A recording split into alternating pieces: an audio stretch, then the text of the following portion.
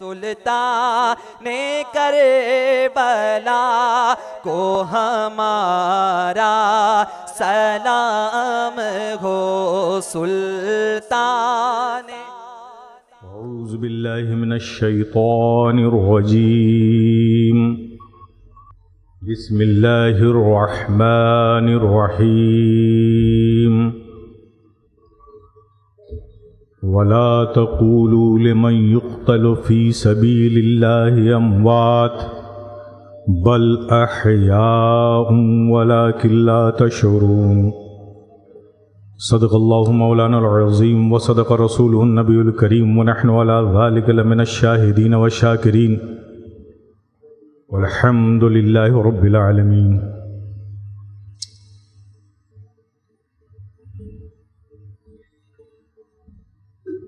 آئیے سب سے پہلے حصول برکت کے لیے بارگاہ رسالت اور آل رسالت میں محبت سے جھوم جھوم کر درود پاک پڑھ رہے ہیں. اللہم صلی علی سیدنا مولانا محمد وعلی آل سیدنا مولانا محمد. اللہم صلی علی سیدنا مولانا محمد وعلی آل سیدنا مولانا محمد. اللہم صلی علی سیدنا مولانا محمد وعلی آل سیدنا مولانا محمد. حضرات، آج ہم سب کتنے بھاگیوان ہیں، کتنے خوش نصیب ہیں کہ اللہ نے ہماری جانوں پر فضل فرمایا اور آج ہم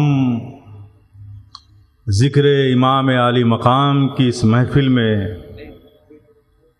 پوری زندگی کے ساتھ موجود ہے. آج اس محفل کا رنگ ہی کچھ الگ نظر آتا ہے.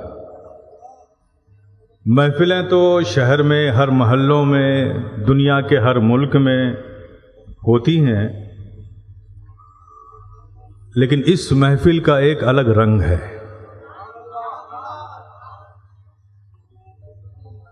جس ذات کی ذکر کی محفل ہے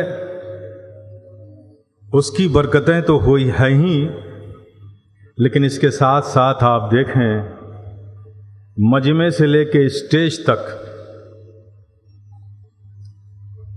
بحمدہ تعالی آج اس محفل میں ہمارے روحانی مراکز، وہاں کی بھی نیابت کرنے والے لوگ موجود ہیں اور علمی درسگاہ کی بھی نیابت کرنے والے لوگ موجود ہیں.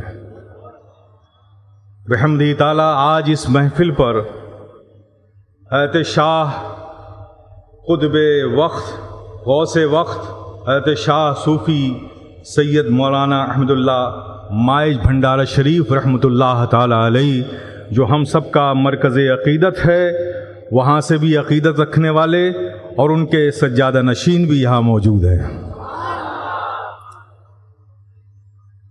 یہاں پر آج اس محفل میں قطب چاٹگام حضرت شاہ صوفی امانت رحمۃ اللہ تعالی علیہ کے بھی ماننے والے اور چاہنے والے موجود ہیں.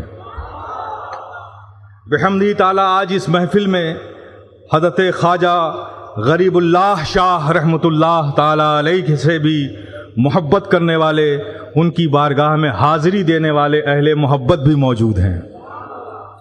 بحمدہ تعالی اس شہر چٹگام کی مرکزی درسگاہ، جسے ہم آپ جامعہ احمدیہ سنیہ جس کو قائم کیا حضرت قبلہ علامہ حافظ سید احمد شاہ سریکوٹی نے ان کے فیضان سے یہ چلنے والا، ان کے روحانی تصرف سے چلنے والا یہ ادارہ، اس کے اساتذہ اور ذمہ دار بھی آج اس اسٹیج پر موجود ہیں۔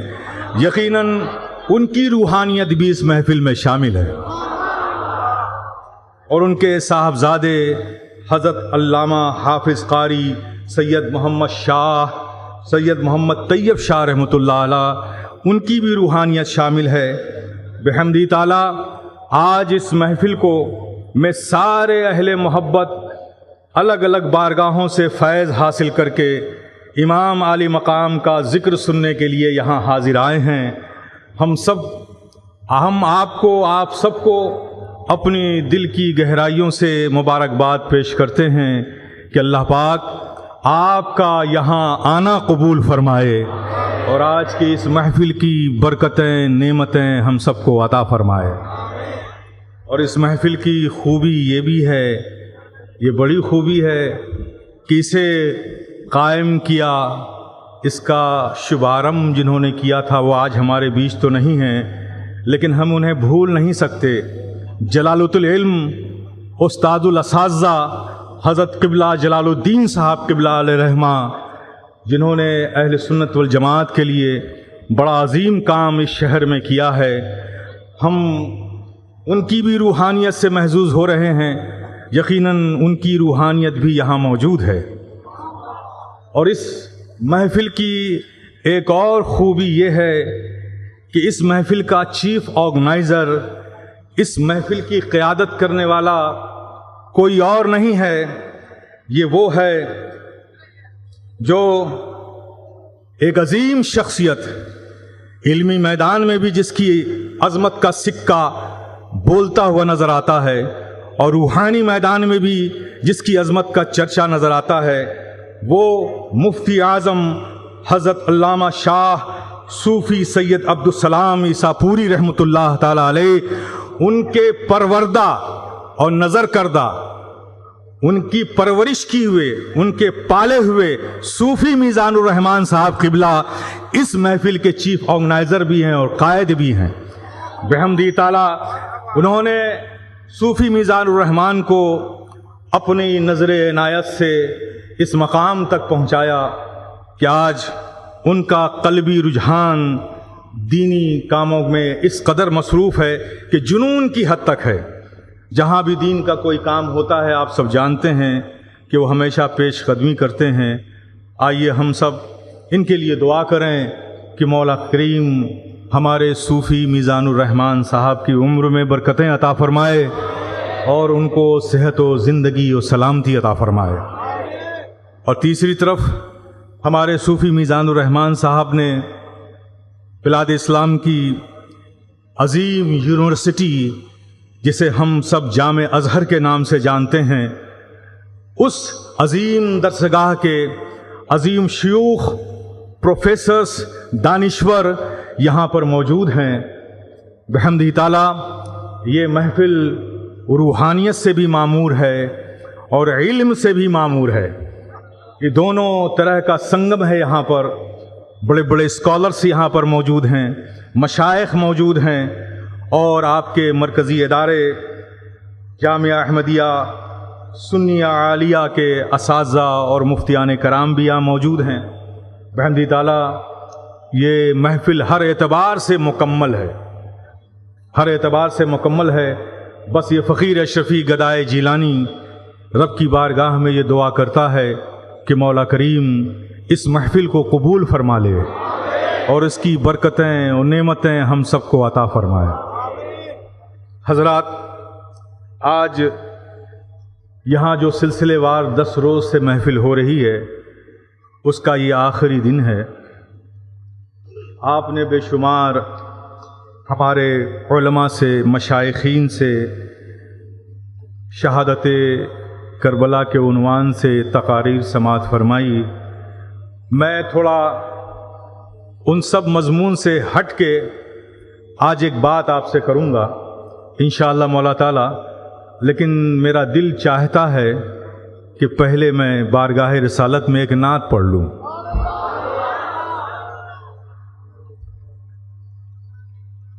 اب یہ میری مجبوری بھی ہے کہ جب تک یہ دل، یہ زبان بارگاہ رسالت میں منظوم خراج عقیدت یعنی نعت نہیں پڑھ لیتی، تب تک اپنا موڈ ہی نہیں بنتا. تو میرے پیارے، میں محبت سے پڑھ رہا ہوں، آپ محبت سے سماعت کریں.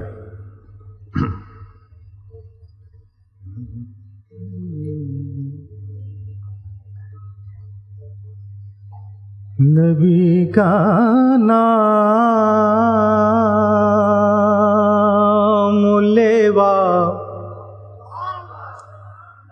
بے سہارا ہو نہیں سکتا. نبی کا نام لیوا بے سہارا ہو نہیں سکتا. نبی کا نام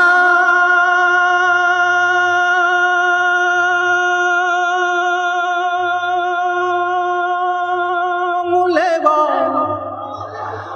بے سہارا ہو نہیں سکتا. رہے مشکل میں ہم ان کو گوارا ہو نہیں سکتا. رہے مشکل میں ہم ان کو گوارا ہو نہیں سکتا. نبی کا نام لیوا بے سہارا ہو نہیں سکتا. سجا رکھا ہے دل کو سیرت نور مجسم سے. سجا رکھا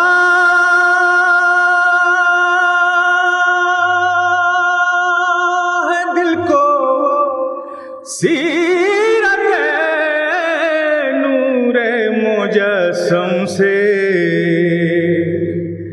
قیامت تک میرے دل میں اندھیرا ہو نہیں سکتا. قیامت تک میرے دل میں اندھیرا ہو نہیں سکتا. نبی کا نام لیوا بے سہارا ہو نہیں سکتا. جمال گنبد خضرا بسا ہے میری آنکھوں میں.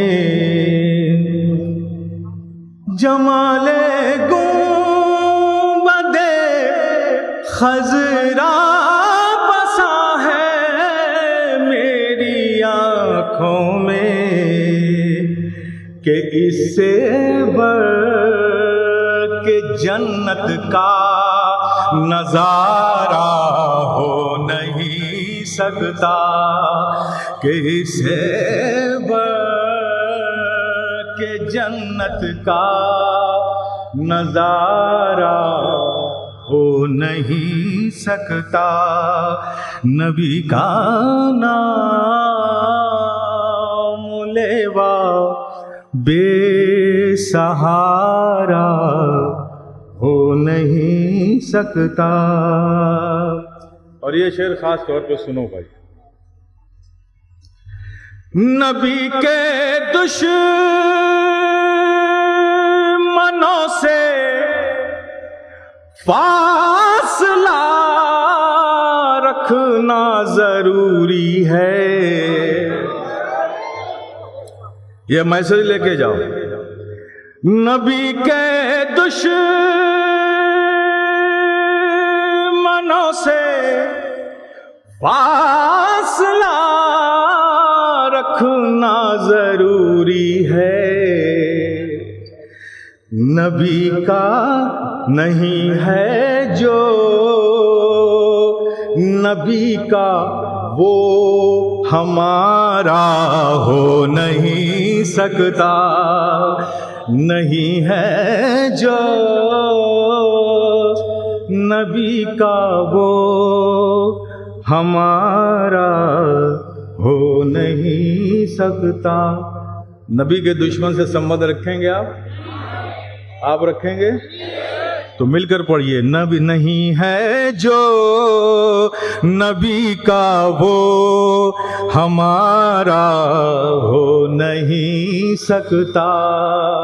نہیں ہے جو نبی کا وہ ہمارا ہو نہیں سکتا.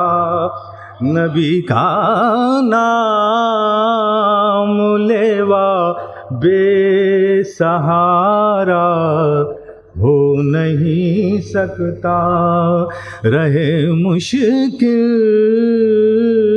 میں ہم ان کو گوارا ہو نہیں سکتا.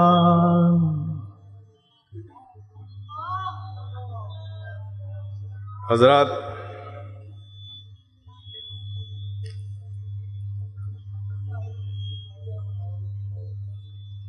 میں نے جس آیت کریمہ کی تلاوت کا شرف حاصل کیا، وَلَا تَقُولُوا لِمَنْ يُقْتَلُ فِي سَبِيلِ اللَّهِ أَمْوَاتٌ بَلْ أَحْيَاءٌ وَلَكِنْ لَا تَشْعُرُونَ. حضرات، یہ دنیا واقعات کی اور حادثات کی دنیا ہے. یہاں واقعات اور حادثات ہوتے ہی رہتے ہیں. پہلے بھی ہوئے، اب بھی ہو رہے ہیں اور ہوتے ہی رہیں گے. انقلاب آتے ہی رہتے ہیں، آتے ہیں اور آتے ہی رہیں گے. لیکن قابل غور بات یہ ہے، دنیا میں بہت سے حادثات ہوئے، بہت سے واقعات ہوئے اور بڑے عظیم عظیم واقعات ہوئے. شہادتیں بھی بڑی عظیم عظیم شخصیتوں کی بھی، وہ شہادتیں بھی بڑی افضل تھیں، شخصیتیں افضل تھیں تو شہادتیں بھی افضل تھیں. اسلامی کیلنڈر کو اٹھا کر دیکھ لو، کوئی مہینہ ایسا نہیں ہے جو شہادت سے خالی ہو. لیکن بات کیا ہے کہ اتنی شہادتیں ہوئیں، اتنی عظیم عظیم شخصیتوں کی شہادتیں ہوئیں،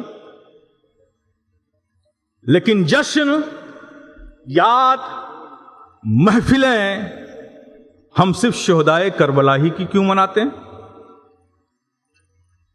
یہ سوال تو بنتا ہے نا. عظیم عظیم شخصیتیں،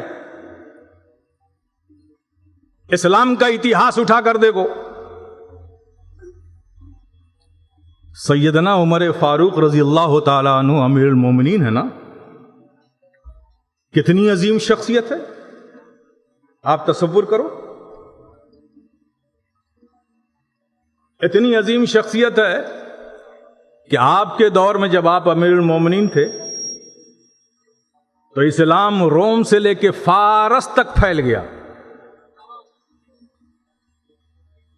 وہ عمر فاروق رضی اللہ تعالیٰ عنہ کہ جب آپ ایمان لائے تو آپ سے پہلے 39 لوگ ایمان لا چکے تھے اور جب آپ اسلام میں داخل ہوئے تو آپ 40ویں تھے، اور جب 40ویں بنے تو وحی کا نزول ہوا۔ اس کا شان نزول اس آیت کا یہی ہے۔ حضرت عمر فاروق کے اسلام میں داخل ہونے کے بعد اللہ تبارک و تعالیٰ نے وحی بھیجی نبی پر اور فرمایا یا ایھا النبی حسبک اللہ ومن اتبعک من المؤمنین، اے نبی آپ کے لیے آپ کا رب کافی ہے، اور یہ جو آپ کے متبع ہیں مومنین ہیں یہ کافی ہیں۔ یعنی حضرت عمر فاروق کی ایمان لانے کے بعد یہ وحی آئی کہ اب یہ 40ویں ہو گئے، اے محبوب آپ کے لیے آپ کا رب کافی ہے، اور آپ کے یہ امتی جو 40 ہیں یہ کافی ہیں۔ آپ تصور کرو کیا مقام ہے حضرت سیدنا عمر فاروق کا۔ آپ شہید ہوئے نا، آپ کو بھی تو شہید کیا، لیکن آپ دیکھو تصور کرو، کیا ان کی محفلیں ہم مناتے ہیں؟ نہیں مناتے نا۔ آخر کیا ہے، واقعات تو بہت سے ہوئے، شہادتیں بہت سی ہوئی، عظیم عظیم شخصیتوں کی شہادتیں ہوئی، لیکن محفلیں ہم صرف شہدائے کربلا کی سجاتے ہیں۔ اور دیکھیں مولا علی مشکل کشا، کیا مقام ہے ان کا، کیا عظمت ہے ان کی، جن کے بارے میں نبی فرمائے علی منی وانا منہ، وہ علی کہ جب نبی خانہ کعبہ میں بت کو توڑنے کے لیے گرانے کے لیے فتح مکہ میں گئے تھے نا، تو کعبے کے اندر کوئی نہیں، صرف نبی گئے تھے اور علی گئے تھے۔ اے علی تم ساتھ میرے آؤ، باقی سب باہر رکیں، صرف علی کو ساتھ لے گئے۔ نبی نے اپنے عصا کو بڑھایا اور ایک بت کی گردن میں اپنے عصا کو ڈال کر کھینچ کر گرایا، لیکن ایک بت بہت بڑا تھا، بہت اونچا تھا۔ جب اسے گرانے کی بات آئی تو نبی نے کہا علی ادھر آؤ۔ علی حاضر ہوئے، کہا اے علی میرے کندھے پر سوار ہو جاؤ۔ اللہ اکبر، میرے کندھے پر سوار ہو جاؤ۔ یہ بھی تو ہو سکتا تھا کہ نبی علی کے کندھے پر سوار ہو جائے، اور یہ بھی تو ہو سکتا تھا اگر اونچا بت تھا تو جیسے بت لگانے کے لیے کچھ اسٹول سیڑھی لائی گئی تھی ویسے کچھ ایسی چیز لا کر اسے گرائی جاتی، لیکن نہیں، نبی نے حکم دیا علی کو علی آؤ میرے کندھے پر سوار ہو جاؤ، اور نبی نے علی کو اپنے کندھے پر سوار کیا اور اس بڑے بت کو علی نے گرایا۔ نبی نے پیغام دے دیا اے دنیا والوں سن لو، صرف میری محبت سے کام نہیں چلے گا، میں اسی کا ہوں جس دل میں میری بھی محبت ہو اور علی کی بھی محبت ہو۔ جان لو جس نے خدا کا گھر صاف کیا ہے وہی تمہارے دلوں کو بھی صاف کرے گا۔ وہ کون ہے؟ وہ نبی ہیں اور علی ہے۔ وہ علی جس کے بارے میں نبی فرمائے من کنتو مولا ہو وعلی مولا، میں جس کا مولا علی اس کے مولا۔ ان علی کی بھی تو شہادت ہوئی۔ کیا اس طرح سے عالم اسلام میں مولا علی کی شہادت کی یاد منائی جاتی ہے؟ آخر بات کیا ہے؟ اتنی عظیم عظیم شخصیتیں دنیا میں شہید ہوئیں، شہادت پائیں، لیکن ذکر و یاد صرف امام علی مقام کا منایا جاتا ہے۔ بات کیا ہے؟ کیوں؟ حضرت امام علی مقام کی شہادت جب ہوئی تو صرف انسان ہی نہیں رویا، جن روئے۔ صرف انسان ہی نہیں رویا، پہاڑ روئے۔ صرف انسان ہی نہیں رویا، برگ و ثمر روئے۔ صرف انسان ہی نہیں رویا، چرند و پرند روئے۔ ساری کائنات حضرت امام علی مقام کی شہادت پر روئی۔ کیوں روئی؟ شہادتیں تو اور بھی ہوئی تھیں، ان میں ایسا تو نظر نہیں آتا۔ آخر امام علی مقام کی شہادت میں وہ کیا بات تھی کہ ہر انسان رویا، اپنے تو اپنے غیر روئے، پہاڑ بھی روئے، پیڑ بھی روئے، چرند و پرند بھی روئے، آسمان و زمین رویا، سب روئے۔ آخر بات کیا ہے؟ اس کا ذکر ہم کیوں کرتے ہیں اور لوگوں کی مجلسیں ہم کیوں نہیں سجاتے؟ یہ ایک سوال ہے۔ میں آج آپ کو اسی سوال کا جواب دینا چاہتا ہوں۔ میرے پیارے، یاد رکھو، ایک بات ضابطے کی کہہ دوں کہ روتا کوئی کسی کے لیے تب ہے جب اس سے فائدہ ہو۔ ایک گھر کا ایک ذمہ دار آدمی جو اس سے پورا گھر چلتا ہو، وہ اگر مرے گا تو گھر کے لوگ روئیں گے، پڑوسی تو نہیں روئیں گے۔ لیکن ایک ایسا آدمی جس کو پورے محلے کو جس سے فائدہ ہوتا ہو، اگر وہ مرے گا تو اس کے غم میں پورا محلہ روئے گا۔ کوئی ایسا آدمی ہو جو پورے شہر کے لوگوں کی مدد کرتا ہو، اگر وہ مرے گا تو پھر پورا شہر روئے گا۔ اگر کوئی ایسا آدمی جو پورے ملک میں لوگوں کی خدمت کرتا ہو تو ظاہر ہے کہ وہ مرے گا تو اس کی یاد میں پورا ملک روئے گا۔ لیکن کوئی ایسا آدمی ہو جو ساری دنیا کی مدد کرتا ہو تو وہ مرے گا تو اس کی یاد میں ساری دنیا روئے گی۔ تو یہ ضابطہ ہے کہ جس سے جس کو فائدہ ہے اس کی یاد میں وہ روتا ہے۔ تو اب امام علی مقام کی شہادت پر پوچھو ان چڑیوں سے وہ کیوں روئے، پوچھو ان پہاڑوں سے وہ کیوں روئے، پوچھو ان پیڑوں سے وہ کیوں روئے، پوچھو ان جنوں سے وہ کیوں روئے، پوچھو ان چیزوں سے جو زمین و آسمان میں وہ سب کیوں روئے۔ آخر بات کیا ہے؟ میرے پیارے، آج میں یہی سمجھانا چاہتا ہوں، آپ اس کو سمجھیں۔ حضرت امام علی مقام کی یاد اس لیے منائی جاتی ہے، اس لیے منائی جاتی ہے کہ یہ یاد عظیم ہے، یہ شہادت عظیم ہے، یہ شہید اعظم ہے، اور ان کی شہادت شہادت عظمی ہے۔ یہی ایک شہادت ہے جو حالانکہ شخصیتیں اور بھی اپنے دور کے لحاظ سے بڑی عظیم شخصیتیں تھیں، ان کی شہادتیں بھی عظیم تھیں، لیکن امام علی مقام کی شہادت کو شہادت عظمی کہا جاتا ہے۔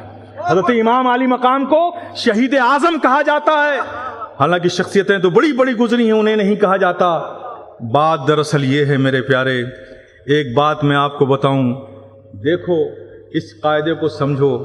ہمارے پیارے آقا صلی اللہ تعالی علیہ وسلم سارے کمالات، جتنے بھی کمالات ہیں، جو چمکتا ہوا وصف ہر نبی میں اللہ نے دیا تھا، ان سارے چمکتے ہوئے وصف کو، سارے کمالات کو، سارے خوبیوں کو اللہ نے اپنے محبوب میں جمع کر دیا۔ اس لیے ہمارے آقا جامع الکمالات ہیں، جامع الصفات ہیں، سارے کمالات کے، سارے صفات کے جامع ہیں۔ ہر کمال اس میں ہے، ہر صفات ان میں ہے، ہر کمال کے وہ جامع ہیں۔ آپ بھی جانتے ہو کہ ہمارے آقا ہر کمال کے جامع ہیں نا، ہر فضل کے جامع ہیں، ہر خوبی کے جامع ہیں، ہر صفات کے جامع ہیں۔ یہ بات آپ بھی جانتے ہو اور یہی عقیدہ رکھتے ہو۔ لیکن میرے پیارے، آپ مجھے بتائیں، یہ شہادت یہ بھی تو بڑے فضل کی چیز ہے نا، ہے نا؟ فضل کی چیز ہے نا۔ شہید ایک ہوتا ہے شاہد، ایک ہوتا ہے شہید، دونوں کے معنی گواہ کے ہوتے ہیں۔ شاہد کے معنی بھی گواہ کے ہوتے ہیں اور شہید کے معنی بھی گواہ کے ہوتے ہیں، لیکن شاہد اور شہید میں فرق ہے۔ شاہد اپنی زبان سے گواہی دیتا ہے اور شہید اپنے خون سے گواہی دیتا ہے۔ شاہد اپنی زبان سے گواہی دیتا ہے اور شہید اپنے خون سے گواہی دیتا ہے۔ دوسرا فرق سمجھو، شاہد جو ہوتا ہے جب اس نے گواہی دے دی بس اس کا کام ختم، لیکن شہید جو ہوتا ہے نا، اس کی گواہی ختم نہیں ہوتی جب تک اس کے گنبد، اس کے مینارے بلندیوں کو چھوتے رہیں گے، اس کی گواہی کا اعلان کرتے رہیں گے۔ شہید کی گواہی ختم نہیں ہوتی، شاہد کی گواہی ختم ہو جاتی ہے۔ शहादत की बड़ी अजमत है मेरे प्यारे, बड़ी अजमत है। एक शहीद का मकाम जानते हैं क्या होता है? बताता हूं मैं कि जब अल्लाह पाक एक शहीद को जन्नत में जाने का हुक्म देगा और वो शहीद जन्नत में जाएगा, जैसे ही जन्नत में कदम रखेगा वो रब की बारगाह में अर्ज करेगा, मौला हमें जन्नत अच्छी नहीं लग रही है, मौला तो हमें वहीं भेज दे, उसी मैदान जंग में भेज दे जहां मेरे गर्दन पे तलवार चली थी। वो जो तलवार चली थी गर्दन पे, उसकी जो लज्जत थी वो जन्नत में कहां है? वो शहीद रब से कहेगा कि मौला फिर मुझे उसी मैदान जंग में भेज दे ताकि फिर मेरी गर्दन पे तलवार चले। वो जो गर्दन पर तलवार तेरी राह में तेरी रजा के लिए मेरी गर्दन पे चली थी, उसमें जो मजा था वो जन्नत में मजा कहां है? ये शहीद की हालत होती है मेरे प्यारे। और शहीद का दूसरा मुकाम समझाऊं, अल्लाह तबारक व तआला फरमाया, ला तहसबन्नल्लज़ीन क़ुतिलू फ़ी सबीलिल्लाहि अमवात। अरे कहने की बात तो छोड़ो, इनके बारे में मुर्दा तसव्वुर भी मत करो, सोचो भी मत। सोचने पर भी पाबंदी लगा दी गई। अब इनका मकाम देखो, आप सब जिंदा है ना, आप सब जिंदा है, और मैं कह दूं यहां कि आप सब मुर्दा हैं, मुर्दा हैं आप लोग। अब आप अगर हमारे जामिया प्यारे, इसका भी मौका रब ने नहीं दिया। वला तक़ूलू लिमन युक़्तलू फ़ी सबीलिल्लाहि अमवात, इन्हें मुर्दा मत कहो। और दूसरी आयत में फरमाया, ला तहसबन्नल्लज़ीन क़ुतिलू फ़ी सबीलिल्लाहि अमवात। अरे कहने की बात तो छोड़ो, इनके बारे में मुर्दा तसव्वुर भी मत करो, सोचो भी मत। सोचने पर भी पाबंदी लगा दी गई। अब इनका मकाम देखो, आप सब जिंदा है ना, आप सब जिंदा है, और मैं कह दूं यहां कि आप सब मुर्दा हैं, मुर्दा हैं आप लोग। अब आप अगर हमारे जामिया के शेखुल हदीस से या मुफ्ती से पूछेंगे कि हजरत क्या मसला है, क्या फरमाते हैं उलमाए दीन मुफ्तियान शरह मतीन इस मसले में कि एक पीर साहब ने आकर मजमे आम में सब जिंदा थे उनको मुर्दा कह दिया, तो मुफ्ती साहब कहेंगे कि मसला ये है कि इन्होंने बिल ऐलान गलत बात कही, झूठ बोले, तो वो फासिक हो गए। फासिक का फतवा मुझ पर आ जाएगा, फिस्क का। अगर मैं आप जिंदों को मुर्दा कह दूं तो मुझ पर क्या होगा? फिस्क का फतवा आएगा कि मैं फासिक। अब जब मैं फासिक हो जाऊंगा तो आगे का हुक्म यह होगा कि इनके पीछे नमाज जायज नहीं। लेकिन मुफ्ती साहब, हमारे पीछे नमाज तो जायज नहीं, लेकिन हमारी नमाज तो हो जाएगी ना, हमारी नमाज तो हो जाएगी ना। फासिक हैं, हमारे पीछे नमाज नहीं होगी किसी की, लेकिन हमारी नमाज तो हो जाएगी ना, हम तो मोमिन है ना। तो ज्यादा से ज्यादा फतवा यही आएगा, ज्यादा से ज्यादा फतवा यही आएगा। लेकिन कुरान जिनको कह रहा मुर्दा मत कहो, अगर तुमने उनको मुर्दा कह दिया तो कुरान कहता है वला तक़ूलू, मत कहो, और तुम कुरान के हुक्म के खिलाफ करोगे, कहोगे तो बात कुफ्र तक चली जाएगी। इनका मकाम ये है, इनकी अजमत ये है। तो शहादत बड़ी अजमत की चीज है, बड़े फजल की चीज है, बड़ी अजीम नेमत है। तो मेरे प्यारे जरा गौर तो करो कि हमारे आका जामिउल कमालात हैं, जामिउल सिफात हैं, सारे फजल के सारे कमालात के जामे जात का नाम मोहम्मद अरबी सल्लल्लाहु ताला अलैहि वसल्लम है। तो मेरे प्यारे उन तमाम फजल कमालात में एक फजल शहादत भी तो है ना। तो मेरे प्यारे इंसाफ से बोलो, क्या ये फजल नबी के दामन से वाबस्ता हुई? हमारे आका शहीद तो नहीं हुए ना, बोलो ना, हमारे आका शहीद हुए नहीं। शहादत भी एक फजल है। तो नबी की जिंदगी एक फजल से खाली है कि नहीं? तो जब एक फजल से नबी की जिंदगी खाली बज़ाहिर नजर आती है तो नबी जामे फजल कमालात कैसे हुए? जब एक फजल से नबी की जिंदगी खाली, शहादत भी एक फजल, और वो फजल बज़ाहिर नबी के दामन से वाबस्ता नजर। नबी जामिउस सिफात हैं, इसमें कोई शक मत रखना। لیکن پیارے غور کرو، اگر یہ فضل شہادت نبی کی بارگاہ میں ڈائریکٹ آتی، نبی شہید ہوتے تو کیا ہوتا؟ دین شہید ہو جاتا، دین میں خلل واقع ہو جاتا، نبی کی شہادت کے بعد انتشار پیدا ہو جاتا، ایک مصیبت آ جاتی۔ ایک دوسری بات، اگر ڈائریکٹ نبی کی زندگی میں شہادت آتی تو شہادت بھی دو طرح کی ہے، شہادت کی بھی دو کیٹیگری ہے، ایک ہے شہادت خفی، ایک ہے شہادت جلی۔ جلی اسے کہتے ہیں جو روشن ہو، واضح ہو، یعنی جس کا قتل ہونے والا بھی معلوم ہو، قتل کرنے والا بھی معلوم ہو، کس نے کس کو کیا کیسے قتل کیا، سارے واقعات جہاں معلوم ہو اسے کہتے ہیں شہادت جلی۔ اور شہادت خفی اسے کہتے ہیں جس کا نہ قتل کرنے والا معلوم ہو یا کیسے قتل ہوا وہ بھی نہ معلوم ہو، اسے کہتے ہیں شہادت خفی۔ آپ ادھر دیکھیے، میں جو بات کہنے جا رہا ہوں مس کر جاؤ گے تو پھر پکڑ نہیں پاؤ گے۔ اسے کہتے ہیں شہادت خفی۔ دو طرح کی شہادت ہے، ایک شہادت جلی، ایک شہادت خفی جو چھپی ہوئی شہادت، اور ایک جو روشن ہے، واضح ہے، بالکل کھلی ہوئی ہے۔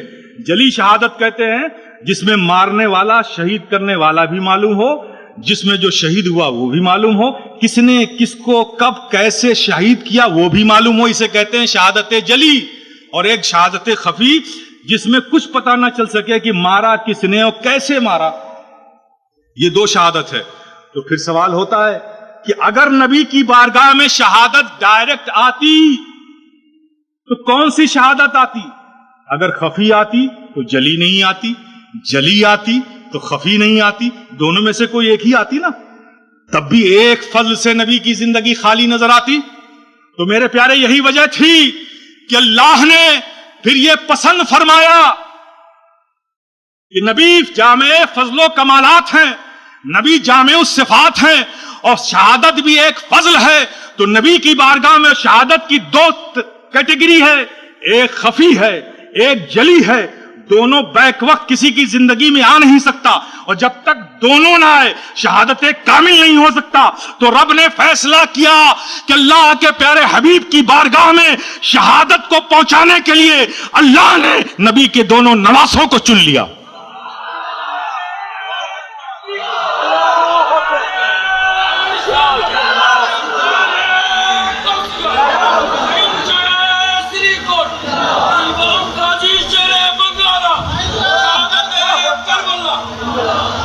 اب دونوں شہادت کو بیک وقت نبی کی بارگاہ میں پہنچانے کا یہی طریقہ تھا کہ اللہ نے نبی کے نواسوں کو نبی کی بارگاہ میں فضل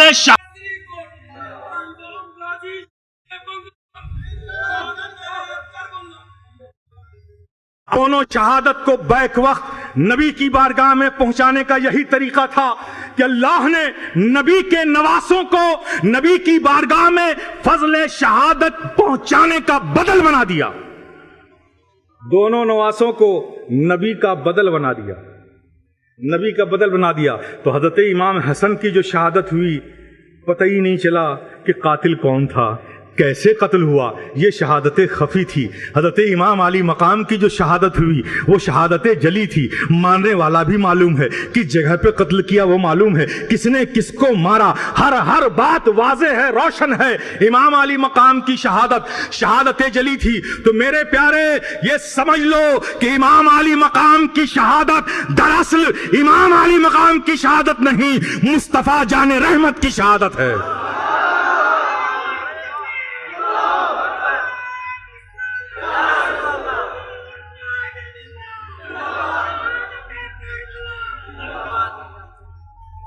مصطفیٰ جان رحمت کی شہادت ہے۔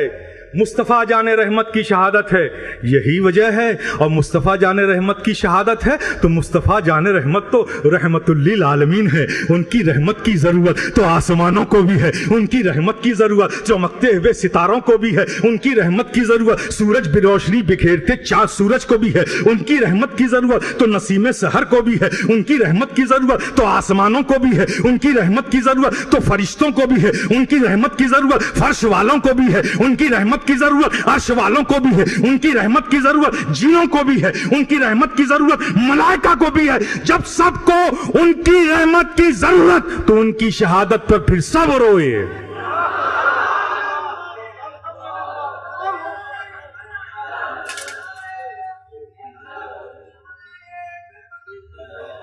سب روئے۔ اب ہو سکتا ہے کہ کچھ وہ ہوں، وہ سمجھتے ہو، وہ نہیں سمجھتے، ارے یار یہاں تو آتنک مچا کے رکھا ہوا ہے۔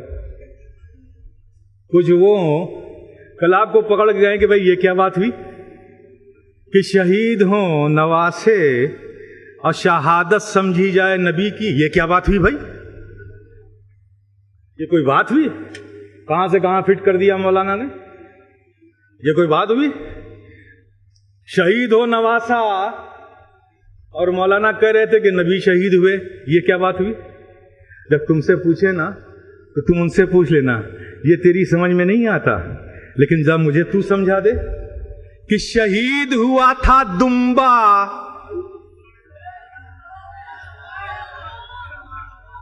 وہ واقعہ معلوم ہے نا حضرت ابراہیم علیہ السلام کا، خواب میں دیکھا کہ بیٹے کو قربان کر رہے ہیں۔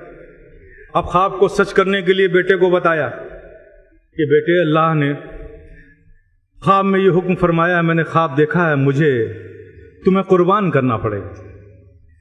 بیٹے بھی کیسے؟ اسماعیل ذبیح اللہ۔ انہوں نے کہا ابا جان آپ فوراً ہی اللہ کے حکم کی تعمیل کیجئے، لے چلیے مجھے۔ مینا میں لے گئے، لٹایا۔ پھر بیٹے نے کہا ابا جان آپ مجھے قربان کرنے جا رہے ہیں، رب کے حکم پر قربانی میری دینے جا رہے ہیں، تو میں نہیں چاہتا، آپ ایسا کیجئے اپنے آنکھ پہ پٹی باندھ لیجئے۔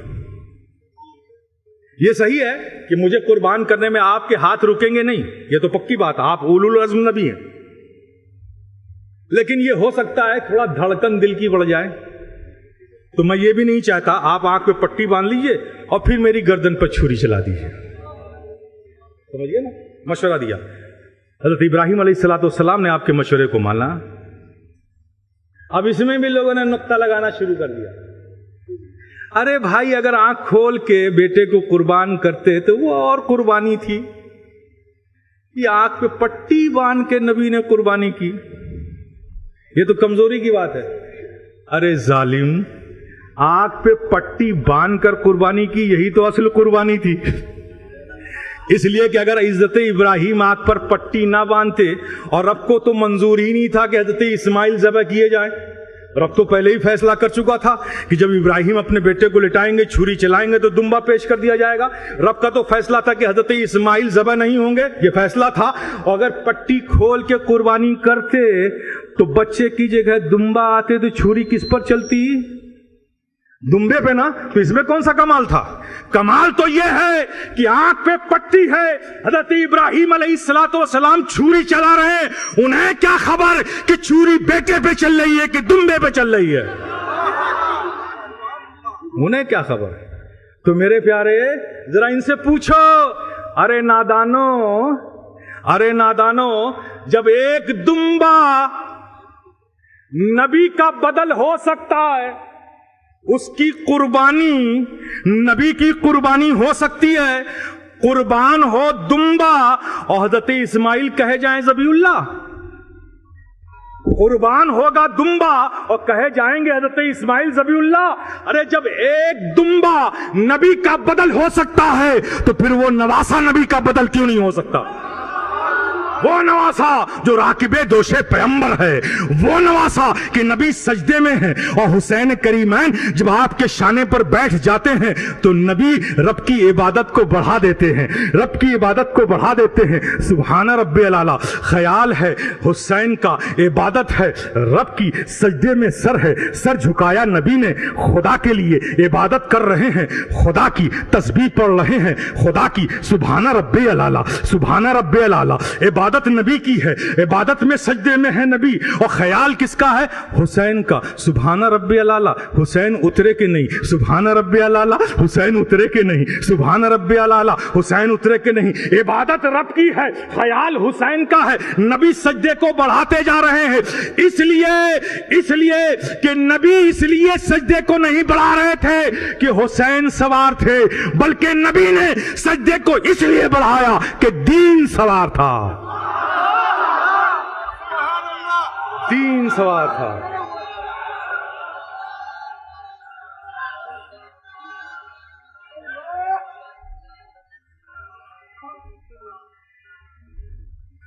اور نبی دین کو بلند کرنے آیا ہے، دین کو گرانے نہیں آیا ہے۔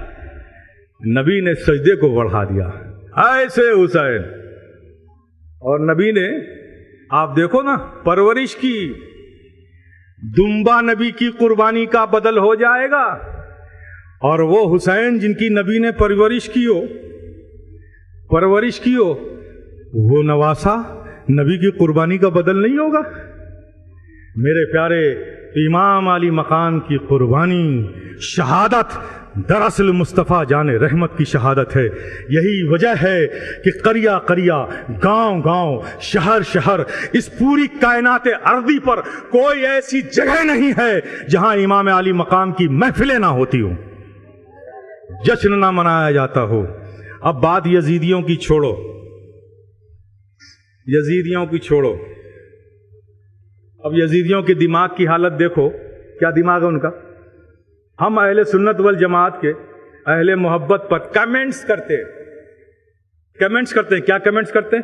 ارے یار یہ سنیوں کو کیا ہے، یہ اسلامی سال کا پہلا مہینہ ہے محرم، اور جیسے ہی پہلی تاریخ آتی ہے یہ رونا شروع کر دیتے ہیں، یہ رونا شروع، غم میں ڈوب جاتے ہیں، رونا شروع کر دیتے ہیں۔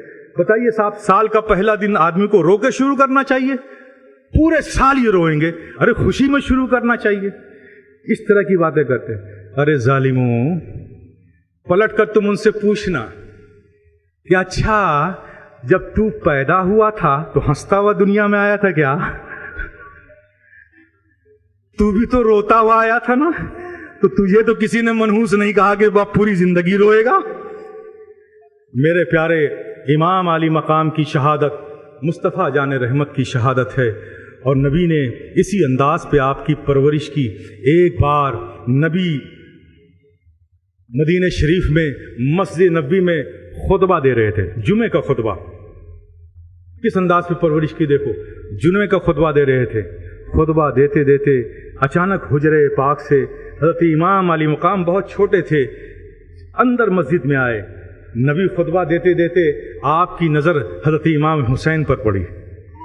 نبی نے خطبہ روک دیا، جمعے کا خطبہ ہے، نبی نے روک دیا، منبر سے اترے اور آگے جا کر حضرت امام علی مقام کو اپنی گود میں لے لیا اور لے کر آئے، پھر منبر پر کھڑے ہو گئے، منبر پر کھڑے ہو گئے۔ کیا حسین منظر تھا! نبی منبر رسول پر، نبی اپنے منبر پر، اور حسین نبی کی گود میں، نبی کا ممبر، اس پر کھڑے ہیں نبی، اور حسین کا ممبر نبی کی گود بنا ہوا ہے، حسین کا ممبر نبی کی گود بنا ہوا ہے۔ اب جناب گود میں لینے کے بعد خطبہ وہیں روک دیا، خطبے کا رخ موڑ دیا، اب خطبہ دوسرا شروع ہو گیا۔ نبی فرماتے ہیں کہ اے لوگو سنو، نبی فرماتے ہیں کہ اے لوگو دیکھو، یہ حسین ہے، حسین، ایھا الناس ھذا حسین فاعرفوا فضلوا وانصروا، اے لوگو دیکھو یہ حسین ہیں، انہیں پہچانو، इनकी ताजीम करो और इनकी मदद करो, इनकी ताजीम करो, इनकी मदद। अब ये खुतबा दे रहे हैं नबी। अब आपसे मैं पूछता हूं कि मेरे प्यारे, उस वक्त मदीने में फ़ारफू, पहचानो इनको, कौन नहीं जानता था हुसैन है ये? फद्दलू फद्दलू, इनकी ताजीम करो, कौन ताजीम नहीं करता था इमाम हुसैन की? वंसरफू वंसरू, इनकी मदद करो। उस वक्त तो बहुत छोटे थे, उनको मदद की क्या जरूरत थी? नबी उनसे कह रहे हैं, सामने बैठे कौन है? वो तमाम सहाबा इकराम की जमात है। नबी उनके बीच ये खुतबा दे रहे हैं कि ऐ लोगों, पहचानो ये हुसैन है। सब जानते हैं कि ये हुसैन है, इनकी ताजीम करो। सब ताजीम करते थे ये हुसैन है, और इनकी मदद करो। उस छोटी सी नन्ही उम्र में हुसैन को मदद की क्या जरूरत है? तो मेरे प्यारे, सरकार कायनात सल्लल्लाहु ताला अलैहि वसल्लम वो जो बैठे थे, ये खिताब उनसे नहीं था, उनसे नहीं था। ये खिताब करबला में रहने वालों से था। क्या ये लोगों, पहचान लो, तुम उस दिन भूल न जाना, ये हुसैन है, इनकी ताजीम करना और इनके मददगार बनना, इनके मददगार बनना। तो मेरे प्यारे, जो लोग इनके मददगार हुए वो कामयाब हुए, और जो इनसे बागी हुए वो नाकाम हुए। यही वजह है कि इमाम आली मकाम कामयाब हुए और यजीद हलाक हुआ, नाकाम हुआ। अब यजीदियों से पूछो, कहते हैं कि ये सल्तनत की जंग थी, ये हुकूमत की जंग थी, ये बादशाहत की जंग थी, ये जमीन और जायदाद की जंग थी। अरे जालिमों, मुझे बता दो, अगर ये जमीन और जायदाद और हुकूमत की जंग थी तो दुनिया का दस्तूर तो यही है कि दुनिया ताकत वालों के साथ जाती है ना। जिसके पास फौज ज्यादा होगी, जिसके पास ताकत ज्यादा होगी, दुनिया उसके खेमे में जाएगी ना, या कमजोर के पास जाती है? बोलो ना, कमजोर के पास जाती है कि ताकतवर के पास? ताकतवर के पास जाती है। तो जरा देखो, इमाम आली मकाम तो कमजोर थे ना, यहां तो फाका था, पीने को पानी भी नहीं था। लेकिन एक ऐसी मिसाल दे दो, एक ऐसी मिसाल कि इमाम आली मकाम के खेमे से निकलकर कोई यजीद के खेमे में गया हो, एक मिसाल दे दो। लेकिन यह मिसाल मौजूद है कि जहां खाना भी था, जहां ताकत भी थी, जहां पैसे भी थे, रुपया पैसे टके की कोई कमी नहीं थी, वो यजीदी फौज, वहां से निकलकर लोग इमाम आली मकाम के खेमे में जरूर आए हैं। तो मेरे प्यारे, अगर जमीन और जायदाद की जंग होती तो ये यजीद का खेमा छोड़कर हजरत हुर ना आते, उनके साथ लोग ना आते। हजरत हुर ने देख लिया कि हक किधर है, हक इमाम आली मकाम के पास है, तो यजीद के खेमे को छोड़ दिया, सजे हुए दस्तरखान को छोड़ दिया, उसके ऐशो इशरत की छोड़ दिया, और इस भूखे प्यासे खेमे में आ गए। इसलिए कि हजरत हुर ने समझ लिया कि ये हक को बातिल की जंग है और हक इमाम आली मकाम के साथ है। मेरे प्यारे, आप तसव्वुर करो, और कुरान की ये आयत, लिमन युक्तलो फी सबीलिल्लाहि अमवात बल अहयाऊं, ये जिंदा हैं, हाथ कट गए जिंदा हैं, सर धड़ से अलग हो गया ये जिंदा हैं, बॉडी के पार्ट्स मुंतशिर हो गए फिर भी ये जिंदा हैं। तो मेरे प्यारे, कुरान ने कहा हमारा ईमान है, अल्लाह के प्यारे हबीब ने फरमाया ये हमारा अकीदा है, हम मानते हैं। लेकिन कोई ऐसी मिसाल भी तो होनी चाहिए। किसी शहीद को 40 रोज या उससे ज्यादा जिंदा होना चाहिए ताकि पता चले कि अल्लाह की राह में शहीद होने वाले भी जिंदा रहते हैं। तो मेरे प्यारे, हजरत इमाम आली मकाम शहीद हो गए। कुरान की इस तफसीर की अमली गवाही इमाम आली मकाम दे रहे हैं कि इमाम आली मकाम की शहादत हो गई। 40 रोज गुजर गए, आपके जिस्म पाक से आपके सरे अक़दस को जुदा हुए। यजीद ने अलम में आपके सरे अक़दस को रख लिया। लेकिन मेरे प्यारे, लोगों ने देखा कि उस काफिले में यजीद के सिपाहियों ने हजरत इमाम आली मकाम के सर को एक झंडे में बुलंद किया اور لے کر جا رہے ہیں. اس جانے والوں میں لوگوں نے سنا کہ امام کا سر نیزے پر قرآن کی آیت تلاوت کرتا ہوا نظر آیا. قرآن کی آیت تلاوت کرتا نظر آیا. سننے والوں نے سنا حضرت امام علی مقام نے لمن یقتل فی سبیل اللہ اموات بل احیاء اس کی تفسیر عملی طور پر پیش کر دی کہ جو اللہ کی راہ میں شہید ہو جاتے ہیں. دیکھو میں شہید ہوا, میں نیزے کی سر بلندی پر بھی قرآن کی تلاوت کرتا ہوا جا رہا ہوں. اور پھر میرے پیارے جب ابن زیاد کے پاس امام علی مقام کا سر پہنچا, دیکھو کیسے ایسے زندوں کی ہم کیا بات کر سکتے ہیں, ان کی شان کیا بیان کر سکتے ہیں. ایسے زندہ کہ حضرت زیاد کے پاس جب امام علی مقام کا سر گیا, اس نے آپ کے سر اقدس کو رکھا, اپنے ہاتھ میں لیا اور بڑی ہی گستاخانہ انداز میں کہا کہ ارے مان گئے ہوتے, ہدایت پر لوٹ آتے تو بچ جاتے. ابھی اس کے زبان سے, اس گستاخ کی زبان سے یہ جملہ نکلا ہی تھا کہ 40 دن سے زیادہ ہو گیا تھا حضرت امام علی مقام کے سر اقدس کو. انصاف سے بولو, 40 دن سے زیادہ کسی کا سر اس کے دھڑ سے الگ ہو جائے تو کیا اس میں خون کا کوئی قطرہ ہو سکتا ہے؟ وہ بھی عرب کی تپتی ہوئی ریگستان کی گرمی, اس میں کوئی خون کا قطرہ ہو سکتا ہے؟ لیکن جیسے ہی ابن زیاد نے امام علی مقام کے سر اقدس کو مخاطب کر کے کہا کہ اگر تو ہدایت پہ آ جاتا تو بچ جاتا, ابھی اس گستاخ کی زبان سے یہ کلمات نکلے ہی تھے, ایک بالکل تازہ لہو کا قطرہ امام علی مقام کے سر اقدس سے نکلا اور ابن زیاد کے ران کو چیرتا ہوا اس کے تخت میں پیوست ہو گیا. بتا دیا امام علی مقام نے کہ ارے گستاخ سن, ارے میرے جسم کا ایک قطرہ خون بھی میرے جسم سے نکلے گا تو وہ سیدھا جائے گا, اسے کوئی روک نہیں سکتا. اگر تیری ران آئے گی تو ران کو بھی چیر دے گا, اگر تیرا تخت آئے گا تو تخت کو بھی چیر دے گا, اسے کوئی روک نہیں سکتا. تو جب میرا ایک قطرہ خون بھی راہ ہدایت سے ہٹا ہوا نہیں ہو سکتا تو تو مجھے کیا کہہ رہا ہے کہ راہ ہدایت پہ آ جاتا. میرے پیارے اللہ کے پیارے حبیب صلی اللہ تعالی علیہ وسلم کا فضل ہے کہ ہم سب امام علی مقام سے محبت کرنے والے ہیں. لیکن میں آخر میں آپ کو ایک میسج دوں گا, میرے پیارے میسج دوں گا. آج بھی امام علی مقام, اللہ کے پیارے حبیب نے کہا تھا نا کہ ان کی مدد کرو, تو آج بھی امام علی مقام کی یہ آواز تمہیں آواز دے رہی ہے. امام علی مقام تم سے کہہ رہے ہیں اے میرے محبت کرنے والوں میری مدد کرو, میری مدد کرو. امام علی مقام کی ہم کیسے مدد کریں گے؟ وہ تو امام ہیں, جنتیوں کے سردار ہیں, ہمارے آقا ہیں, نبی کے نواسے ہیں. ہم ان کی مدد کیا کریں گے؟ ان کے کرم سے, ان کے فیضان سے تو ہر سنی پھلتا پھولتا نظر آ رہا ہے. ہم غلام ان کی کیا مدد کریں گے؟ تو میرے پیارے سمجھو, یہ آواز ہمارے امام آج بھی دے رہے ہیں کہ اے لوگوں ہماری مدد کرو. مدد یہ کرو کہ دیکھو میں نے جس دین کے تحفظ کے لیے اپنے گھر بار کو اور اپنے کو لٹا دیا ہے, تم بھی اس دین کو اپنے سینے سے لگا لو.